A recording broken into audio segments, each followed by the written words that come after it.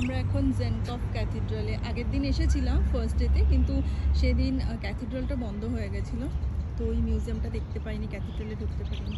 আজকে এই সময় এসেছি। এই যে পুরো বিশাল বড় এরিয়া, ভীষণ সুন্দর। গেট দিয়ে আমরা এসেছি।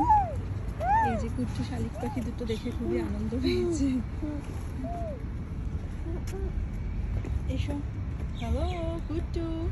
মামা এই যে হেঁটে হেঁটে আসছে, ম্যাচিং ম্যাচিং ড্রেস পরেছে।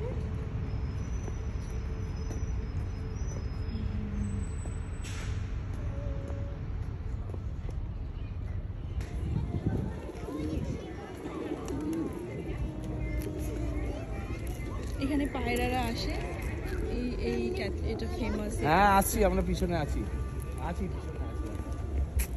এখানে প্রচুর বাচ্চাদের চড়ানোর জন্য গাড়ি টাড়ি রয়েছে, প্রচুর ফুল। একটু চলো। এই প্যানভিলভ পার্কটার একটা নামের সিগনিফিকেন্স আছে।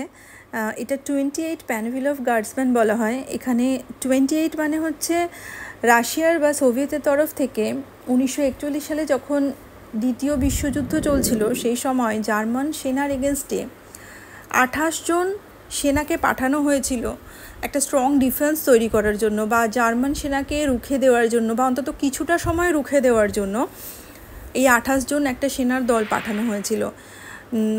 তো সেই জন্যই এটা 28 প্যানভিলভ গার্ডসম্যান। প্যানভিলভ ছিলেন ইভান প্যানভিলভ, তখন জেনারেল ছিলেন। তো তাদেরই বীরত্বকে শ্রদ্ধা সম্মান জানিয়ে এই পার্কটা তৈরি করা হয়।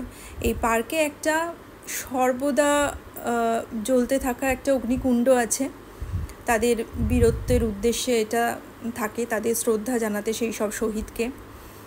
এই গল্পটা যখন শুনছিলাম, মানে তখন একটা কেমন শিহরণ জাগছিল শরীরে, একটা কাঁটা দিচ্ছিল। মানে সৈন্যরা যখনই যুদ্ধে যায় অবশ্যই তারা কি হবে কিছুই জানে না, কিন্তু এই 28 জন সেনা একদম কনফার্মভাবেই গেছিলো যে তাদের এত বড় সেনার, জার্মান সেনার এগেনস্টে আর ফেরার কোনো চান্স নেই, বেঁচে ফেরার। সেই অবস্থাতেও তারা যুদ্ধ করতে গেছিলো, কতখানি বীর সেনা সেটা ভাবলেই একটা শিহরণ জাগছিল।